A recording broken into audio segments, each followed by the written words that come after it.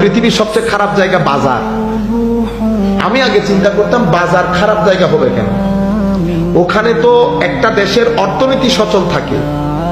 পরে দেখলাম আমার নবী আসলে অর্থনীতির দৃষ্টিকোণ থেকে বলেন নাই, আমার নবী সুহবতের দৃষ্টিকোণ থেকে বলেছে।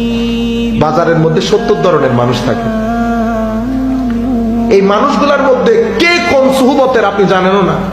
আপনি বাজার ঘুরে এসেছে, আপনার শার্টে যেমন ময়লা পড়েছে ভিতরে ময়লা পড়ে গেছে, সাদা শার্ট পরে গেছেন না বাজারে, আস্তে আস্তে ময়লা পড়তে কিন্তু দেখেন নাই, যখন ঘরে আসছেন তখন দেখতেছেন কলার কালো হয়ে গেছে, ইন্না লিল্লাহ, এখন পরে গেলাম।